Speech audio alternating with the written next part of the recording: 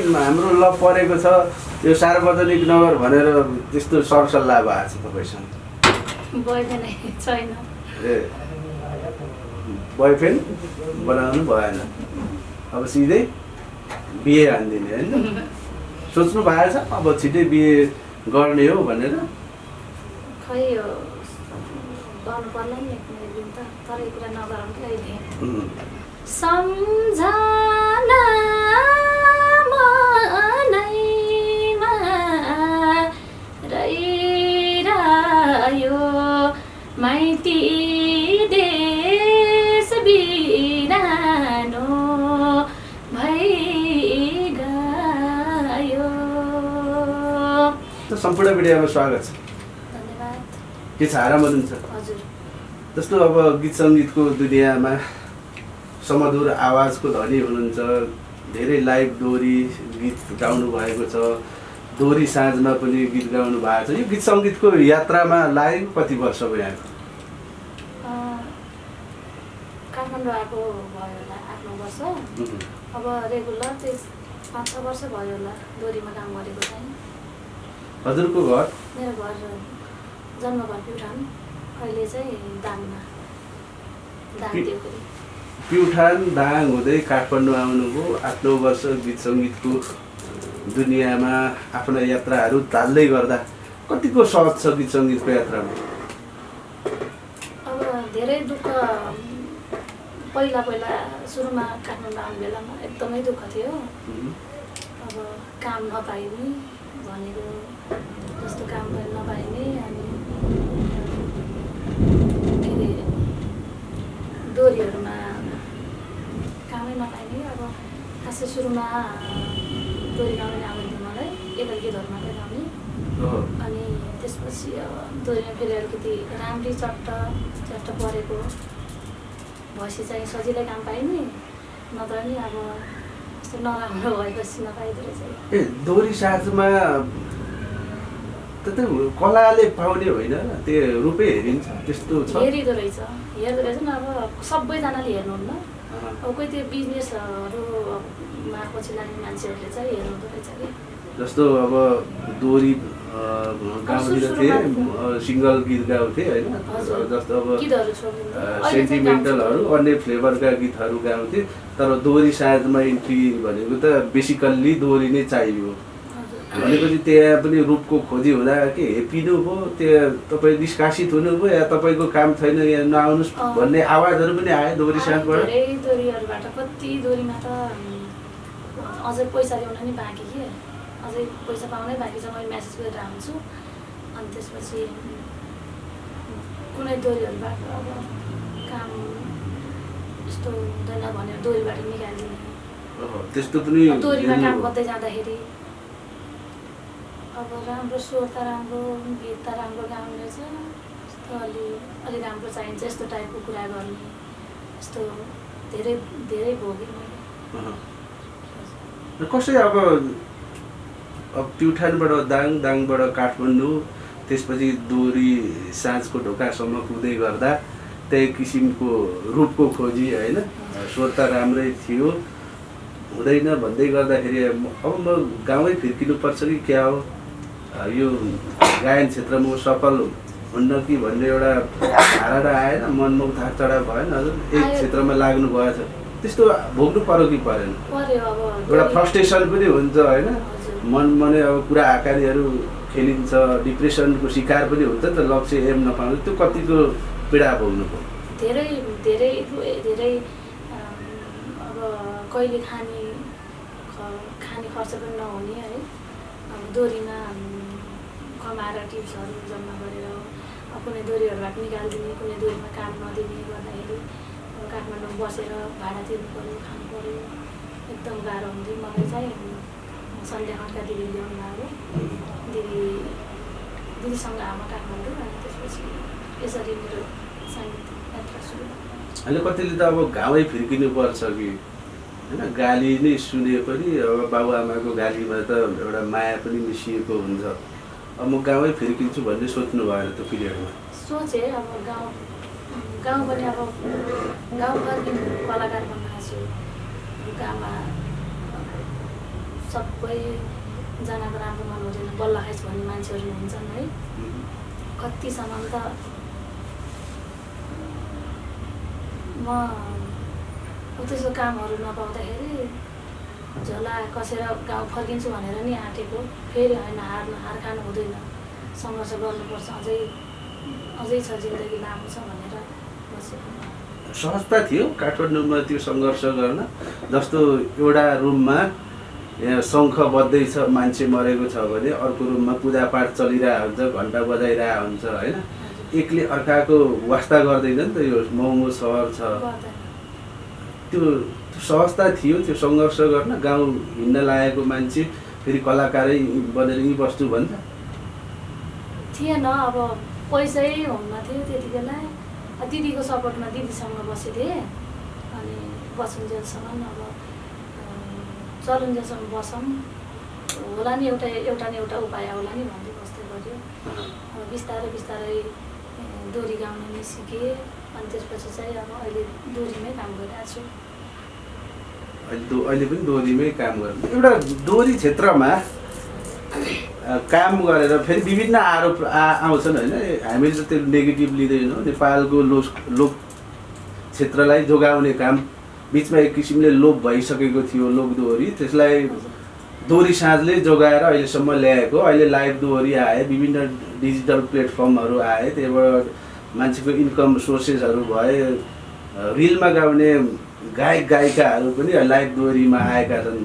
तर एक किसिमले चाहिँ अब यो लोकदोहोरी यो दोहोरी साँझलाई चाहिँ नेगेटिभली पनि हेरिन्छ कि यो नाइट धन्दा हुने ठाउँ भन्दै गर्दा त्यहाँ गएर गीत गाएर बाँच्न सकिन्छ। त्यो मान्छेको हेराइ सोचाइ फरक हो।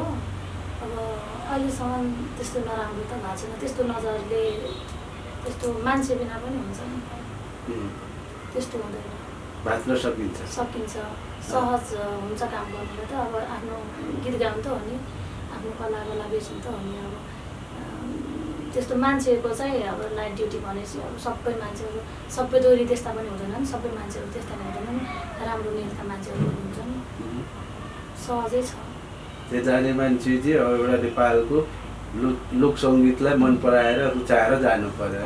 विकृति भित्राउनकै निम्ति अब ड्रिङ्क्सै गर्ने, अब जस्तो त्यस साइडमा केटीहरू राख्ने, आँखा झिम्काउने, त्यही धन्दा गर्ने हिसाबले नगए दोहोरी साँझलाई पनि राम्रो हिसाबले लिन मिल्यो, त्यसरी भन्न मिल्यो हामीले।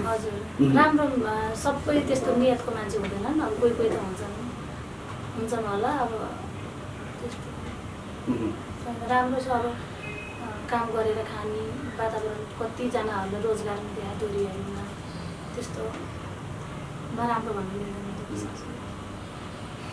यत्रो 7-8 वर्ष भयो होइन। पहिला सिङ्गल गीत पनि गाउँथेँ, अहिले लोक दोहोरी पनि गाउँछु, लाइभ दोहोरी पनि गाउँछु, दोहोरी साँझमा पनि काम गर्छु भन्दै गर्दा कता किन दर्शकमा अलि ओझेलमा पर्नु भयो? हजुर, त्यस्तो चलेको गीतहरू छैन, यत्तिकै दोहोरी साँझमै गाउने, दिन घटाउने बाटो भइरहेछ। किन चल्न सक्नु भएन त? राम्रो गाउनुहुन्छ भन्ने एक किसिमको चर्चा परिचर्चा सुनियो, हामीले पनि हजुरको गीत त सुनिसकेका छौँ, त्यही अनुसार केही कुराकानी गरौँ भन्दै गर्दा हजुर चाहिँ किन चल्न सक्नु भएन यो गीत सङ्गीतको दुनियाँमा? अब यो पनि एउटा पावर चाहिन्छ, पैसा चाहिन्छ, सबै कुराहरू चाहिन्छ। अब हामीसँग त्यत्रो लगानीहरू गरेर ठुल्ठुलो लगानी गर्न सकिन्न, त्यही भएर होला। पैसै ठुलो कुरो हुँदो रहेछ। हजुर, एउटा नाट्यश्वरीले बास गरे होइन। अब धेरै त भनिन्छ, अब सुर ताल टेक्निकल कुराहरू भनेको त अब सिकेर पनि निखार्न मिल्छ। यो सङ्गीतका 7 सूत्रहरू भन्छन्, सारेगमा विभिन्न, हामी सङ्गीतको विद्यार्थी त परिएन, तर अलिकति गड गिफ्ट पनि चाहिन्छ गीत गाउनको निम्ति, त्यसले भए पुग्यो भन्ने एक थरी पनि छन् नि। कला हुने मान्छेहरू धेरै हुनुहुन्छ, पछाडि नै हुनुहुन्छ कि। कति राम्रो गीतहरू हाल्नुभन्दा राम्रो गीत गाउने अग्रज दाइ दिदीहरू कति वर्ष दोहोरीमा काम गरेर सङ्घर्ष गरेर अहिलेसम्म पनि सफल हुन सक्नु भएको छैन। पैसाले गर्दा दर्शक माझहरू आवाजको एउटा समधुर स्वर पुगेन, दर्शकको कानमा हजुरको स्वर गुन्जिएन। कता कता पीडा लाग्दैन? अब यत्रो गाउँबाट आउँदाखेरि एक किसिमको माहौल, विभिन्न दोहोरी साँझमा जाँदा एक किसिमको तिरस्कार, कता कता घरै जाउँ भन्दाखेरि फेरि मेरो कलाकार बन्ने सपना भनेर यत्रो 7-8 वर्षसम्म एउटा लामो पिरियड हो नि त जिन्दगी, छोटो जिन्दगी भन्छ। अब विशेष गरी त 2 दिनको जिन्दगी भन्ने चलन छ। यत्रो वर्षसम्म स्ट्रगल गर्दै गर्दा सफलता नहुँदा दुःख हुँदैन मन? हुन्छ नि, दुःख हुन्छ। सोच्छु ए भगवान् मलाई किन होला यस्तो भन्ने हुन्छ कि अब यत्रो वर्ष सङ्घर्ष गर्दाखेरि साथीहरूसँग नि अब व्यक्त गरिन्छ कुरा, हार खानु हुँदैन, सङ्घर्ष गर्नुपर्छ, एक दिन अवश्य सफल भइन्छ भन्नुहुन्छ कि हामीभन्दा ठुलो। हजुरको के भयो अनुहार होइन औँला सोध्न मिल्छ कि मिल्दैन? अब फेरि दर्शकहरूले के भएको रहेछ यस्तो यस्तो देखियो भनेर तल कमेन्ट पनि आउन सक्छन्। के भएको? सानोमा 6 महिनाको हुँदाखेरि आगोमा जलेको। 6 महिनामा आगोमा जल्नु। त्यसपछिको पनि एउटा सङ्घर्षको यात्रा भयो होला। आफूले 6 महिनामा त अब केही बुझ्दैन, आफूले बुझ्दै जाँदाखेरि यो किन यस्तो भयो, के भयो, अरूले हेर्ने नजरहरू के थियो, के समस्या भोग्नुभयो? एक किसिमले शारीरिक रूपमा, मेन्टल्ली रूपमा त प्रिपेयर हुनुहुन्छ, अलिकति खोट लाउने जमात पनि त हुन्छ नि त, नेगेटिभ हेर्ने हुन्छ होइन? समाजको नजरमा राम्रो यस्तो त राम्रो, हामी राम्रो, म राम्रो त नराम्रो, यस्तो साथीभाइहरूले गिज्याउने होच्याउने हुन्थ्यो। धेरै भोग्नुभयो गाउँमा स्कुल लाइफमा त झन् चलिहाल्छ है। स्कुल, गाउँ, घर, सहर सबैमा विभेद भोग्दै अझै पनि भोगिरहेको छु। अहिले पनि भोग्नुहुन्छ? दोहोरी साँझमा पनि विभेद भोग्नुहुन्छ है? त्यो बेलामा आगोले पोलेको पीडा त मैले थाहा पाइनँ। अब अहिले पीडा भोग्दैछु कि आगोले पोलेको पीडा के हो भनेर। जिन्दगी पोलियो होइन? त्यतिखेर त एउटा शरीर मात्रै पोल्यो, अहिले जिन्दगी पोलेको अनुभव भइरहेछ। जिन्दगी नै सक्यो कि सक्यो जस्तो लाग्छ कि किन यस्तो भयो होला, म यस्तो नभएको भए राम्रो हुन्थ्यो होला, अझ राम्रो हुन्थ्यो होला, माथि पुग्थ्यो होला, सबैको नजरमा राम्रो हुन्थ्यो होला भन्ने हुन्छ कि। कता कता त्यसले पनि गीत सङ्गीतमा अलि सफलताको उचाइमा ब्रेक लगाएको हो कि जस्तो लाग्छ नि। म जल्नु पनि 6 महिनाको पिरियडमा जल्नु होइन, शरीरमा एक किसिमको जुन चोट लाग्नु, औँला सिद्धिनु, यसले पनि कता कता मलाई गीत सङ्गीतको यात्रामा अलिक ब्रेक लगाए जस्तो होइन, एउटा जनतामा पपुलारिटी नकमाएको हो कि जस्तो फिल हुन्छ। हुन्छ अब रूप खोजिन्छ जुनसुकै ठाउँमा पनि, हरेक ठाउँमा खोजिँदो रहेछ कि रूप चाहिँ।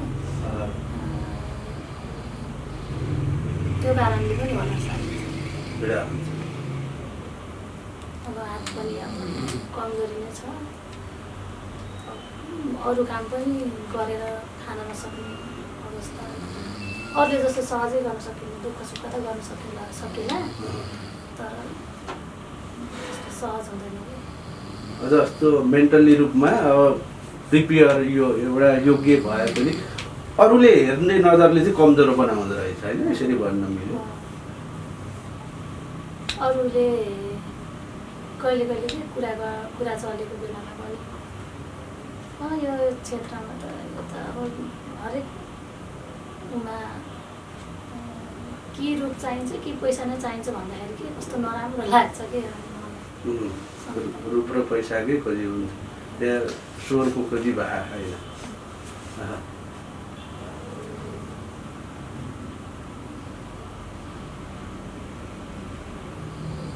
के रहेछ त जिन्दगी? अब यत्रो सङ्घर्षको यात्रामा हुनुहुन्छ होइन, अब गीत सङ्गीतको दुनियाँमा लाग्दै गर्दा विभिन्न बाधा अवरोध, अब मान्छेको हेराइले पनि नेगेटिभली हेर्ने हुँदै गर्दा के रहेछ त जिन्दगी हजुरको भाषामा?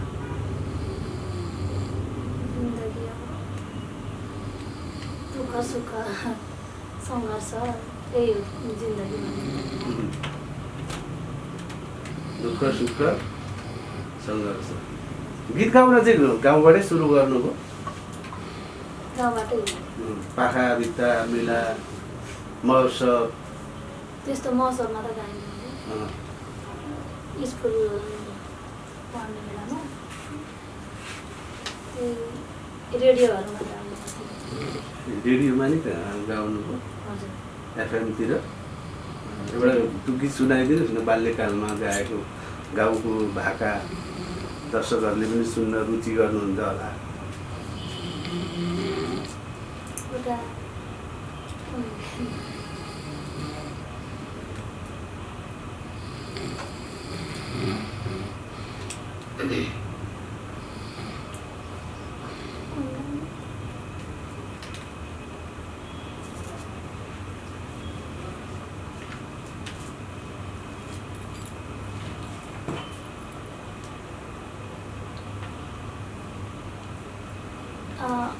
अस्ति भर्खर एउटा हाम्रो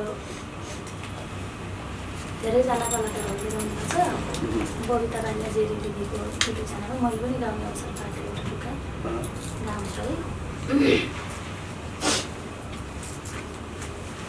एक रात माइती बस्न पनि लाउनु पर्थ्यो कराई लाइट बाल्दै भए पनि फर्की हाल्थे घराई मरेला हैन फेरि गाउनु राम्रो लाग्यो फेरि सुरुबाट पाइले खाएर गाउनु कटिङ हुन्छ नि यता कर्छ कटिङ सबै हुन्छ फेरि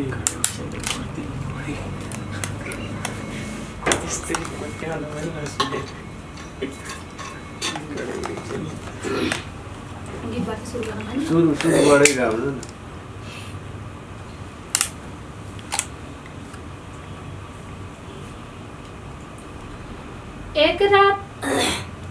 एक रात माइती बस्न पनि लाउनु पर्थ्यो कराई लाइट बाल्दै भए पनि फर्किहाल्थे घराई मरेर लानु के छ र जे गर्नु छ ओ गर बेलाइमा मरेर लानु के छ र जे गर्नु छ ओ गर बेलाइमा।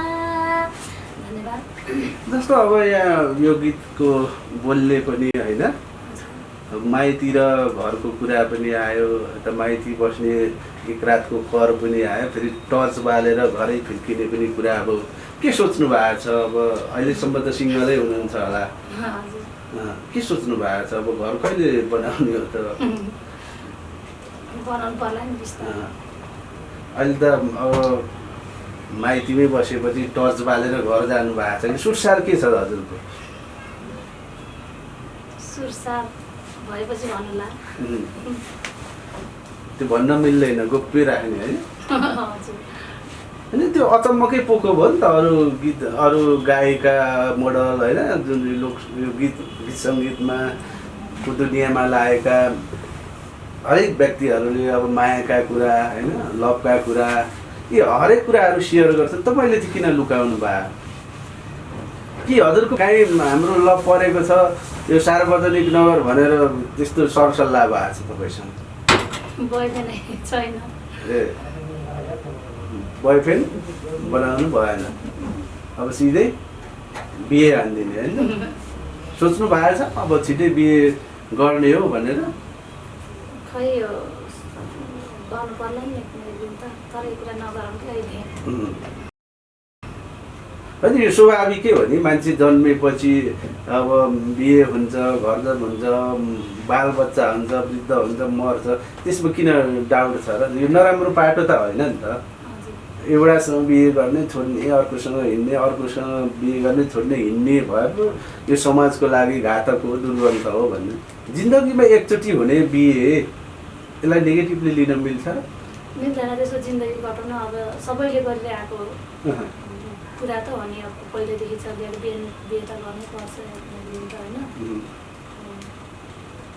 त्यस्तो नेगेटिभ होइन। जिन्दगीमा चाहिँ अब कस्तो केटा आइदिएदेखि हुन्थ्यो, मेरो जीवन पनि सहज चल्थ्यो भन्ने केही त सोच्नु भयो होला नि। कस्तो केटा चाहिँ हजुरको जीवनमा आएदेखि हुन्थ्यो जस्तो लाग्छ? आफूलाई बुझ्ने, माया गर्ने, अब सपोर्ट गर्ने, अब त्यस्तो रोकथाम नगर्ने, मेरो क्षेत्रलाई गीत सङ्गीतमा लाने। घर परिवारबाट सहयोग छ? को हुनुहुन्छ घरमा? घरमा दाइ भाउजू, भाइ बुहारी, आमा। अहिले आमा एक्लै हुनुहुन्छ। बुवा? बुवा हुनुहुन्न, के भएको? बित्नुभयो। भनेपछि सपोर्ट छ आमा बुवा दाइ भाउजूको हजुरलाई? त्यस्तो सपोर्ट भन्दा नि अब उहाँहरू आफ्नो आफ्नो जिम्मेवारी, आफ्नो फ्यामिलीहरू हुनुहुन्छ, अब सबै आफ्नो काममा हुनुहुन्छ। मैले आफ्नो दुःख गरिरहेको छु, त्यही नै। उहाँहरू आफ्नो संसारमा खुसी हुनुहुन्छ, म आफ्नै संसारमा। होइन, हुन्छ नि त एउटा रहर, एउटा आमालाई हजुर, मेरो जे छोरी खुसी पनि होइन, हुनुहुन्छ। मेरो छोरी पनि राम्रो गायिका बनोस्, धेरै दर्शकहरूको मन जितोस्, एउटा राष्ट्रिय गहना चर्चित होस्, देश विदेशले चिनोस् भन्ने त एउटा आमाको चाहना हुन्छ। अब दाजु भाउजूको पनि त एउटा चाहना होला, एउटा चेलीको सफलतामा उत्साहित हुने होला, त्यो माहौल हुन्न? खुसी हुनुहुन्छ। म यो क्षेत्रमा छु, अब थोरै धेरै अब देखिरहेको हुनुहुन्छ गीतहरू पनि है, नचले पनि खुसी हुनुहुन्छ। राम्रो गर्नु, अगाडि बढ्नु भन्नुहुन्छ, त्यस्तो त्यही हो सब। हामी अन्तिममा पनि छौँ, जाँदा जाँदै एउटा गीत सुनाइदिनुहोस्।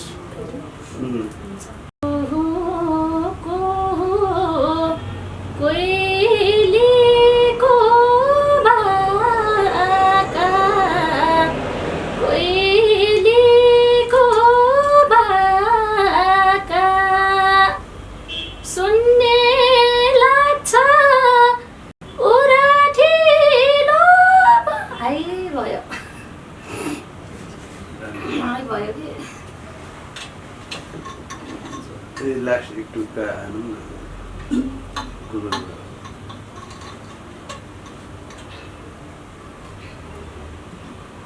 अर्को काम के है यो? हुन्छ, हजुरलाई सहज पर्ने काम नि।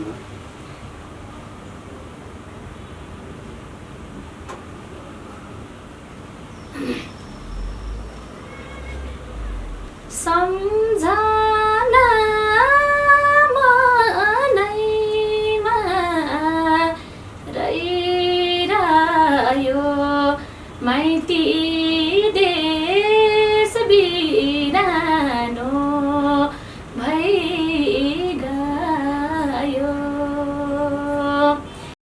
सम्झना मनैमा रहिरह्यो, माइती देश बिरानो भइ गयो, माइती देश बिरानो भइ गयो।